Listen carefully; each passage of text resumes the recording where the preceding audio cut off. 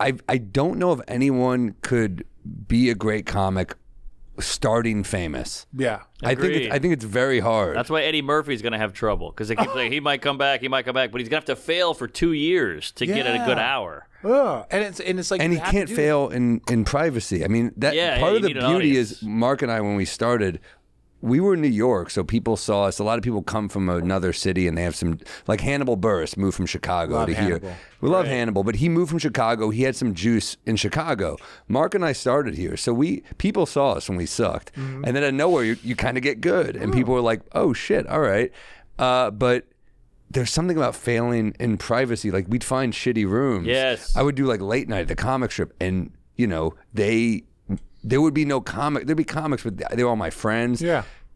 I hated the mics at a certain point because you were just failing in front of people who didn't give a fuck. Yes, other comedians. Yeah, and they weren't there to laugh. They were there. Exactly. Yeah, and it's like you don't have a fan base. You don't have people that are excited to come see you or like have seen you on social media and like they're like, oh, Matt Rife is coming to town. Like you know what I'm saying? You don't have those people. Right. But no, I just respect my thing about comedy and like, I'm a nerd, right, when it comes to it, because it's like I can only watch so much basketball, I can only watch so much shit. So like I fell in love like comedy specials, listening to Raw Dog, like finding different people, Whitney Cummings, even Amy Schumer, and watching them from like the roast. Then Schumer becomes like the big one, one of the big stars, and watching Whitney Schumer Cummings. Produced our first specials. That's what I'm saying. It's crazy. It's cool to watch like the growth of comics. Like people don't understand. Watching comics are very similar to watching athletes. You can watch them as a rookie, where they might have first showed up on the scene in the NBA, but they've done 10 years of work before you ever saw them as a rookie in the NBA.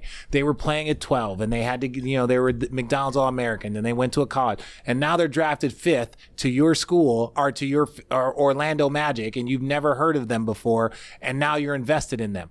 But it's like now you're kind of following them, and then they become an all-star, and then become this. Is like, so it's like. But don't you love that about the NBA? It's like these players have chapters. It's kind of. But I love it about comedians. It's very similar. That's what I'm saying. I love it about comedians. It's like you can watch people, and it was like I remember when I'm saying, like I said, I was watching Lucky Louie, right? And it was like, and then the show gets canceled on HBO. I was like, man, I don't know who that Louis C.K. guy was, but he was really fucking good. This is a really random show. Then he does Lucky Louie. Then you see his stand-ups, and now the dude's blowing up. So it's like you're going on these journeys. If you're a fan of comedy, and how many specials has Louis done though? It's like you're saying these guys are doing the work. It's crazy how many specials he probably done even prior to Lucky Louie. So right. But that's what George Carlin said. George Carlin said if you do 6 minutes a month, if you can write 6 minutes a month at the end of the year, it's fucking hard to do that. I know it's hard to. I know, but George Carlin also the GOAT, right? Like George Carlin was like he's in the GOAT combo. He's on Mount Rushmore. He's on Mount Rushmore without a doubt. But it's like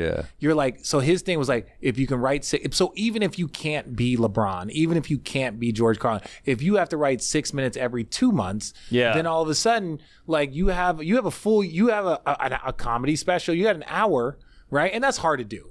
But I'm saying, so is fucking trying to be Kobe Bryant. So is trying, and we're all in the same league, right? So you try to achieve it. I completely agree. There's a lot of parallels. Like you mentioned that LeBron story where he was just on one night, and you have to block him, and it's brutal. We have that with crowds. Like, you ever seen the Bill Burr Philly rant? Oh. It's like that was his LeBron that he had to defend and all that, and he did it. Yeah. And that was on camera, thank God, and it blew him up.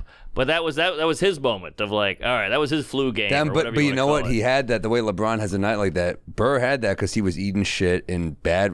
Bill Burr is this quote Mark and I always talk about. I brought it up to him where I'm like, killing in obscurity. Yeah. That's what Burr would say. We're in a strip mall in fucking Ohio, and we murdered it. And Mark and I get to a point where we're like, why does no one know our name? We're killing in Toledo, Ohio. Yeah. Like, why does anyone know? We're writing new hours. And at a certain point, things get good. Huh? But it's a lot of years of that, like, man, another weekend in a strip mall. But you don't realize that work, like, for us, that's the gym, really. Yeah. The road is the gym. Yeah, I love it. Like, even when, like, I watched Unzi's at is the Comedy Cellar here? The Comedy Cellar? Yeah, you should come to the Cellar, man. Yeah, so I would love to come watch you guys perform. Yeah. Like I went and watched. He and Ziz was doing. This was like kind of on his comeback. So like he was like no phones, like that type of stuff. Everyone's waiting in line, and he does his whole bit, and he does a really good job because he addressed what was going on. He addressed how things are different now. That's when he talked about. So like I got to watch him work on his material before he did his special, and the special was kind of like his quote unquote comeback. Right. But my favorite podcast that I've ever listened to, it was Louis C.K. and Mark Maron. That's a great ep. That was fun. It's a two-parter. It was a vulnerable one where it was Yeah. like Mark would like talked about like, you know, I was a little jealous of the success that you were Yes. having and watching you do this, and Louis was fucking also very vulnerable and was like, yeah, that really fucking sucks because like I was going through this and I missed one of my boys, and it's like you listen to Mark and tell you stories about Sam Kinison and all these guys, and you're sitting here like, that was the coolest thing about comedic podcasts is that you get to learn the history of these dudes and like, wait, this dude was fucking raging with Sam Kinison like back in the day, and Maron's old school. Yeah, Maron's old school, and it was like I would like Rodney Dangerfield. He had, I feel like his shit might be on iTunes or YouTube, but it was like he was doing like, you know, Rodney had his place Dangerfields. Here. The Dangerfields had his place, and it was like Roseanne Barr. It was like a young Roseanne Barr. It was like a young, like all of these Seinfeld, like all these people. One of them was Robert Schimmel. My favorite opener to any. Schimmel's so good. My favorite opener to any set ever, because it's fucking insane to open. He goes, I heard a man got arrested for animal necrophilia. How do you plead to that? I'm sorry, Your Honor. I thought the cat was alive while I was fucking it. I thought the pussy was alive. That's insane. Yeah. To open a set with that joke. Yeah. Takes balls. And to look like that. Just But the schlubby bald and guy. Bill Hicks in that Oh, Bill set. Hicks. Yeah, like so Bill Hicks. Again, a lot of these people you learn because like, or for me personally, I would listen to this and then I'd be like, okay, who is this guy?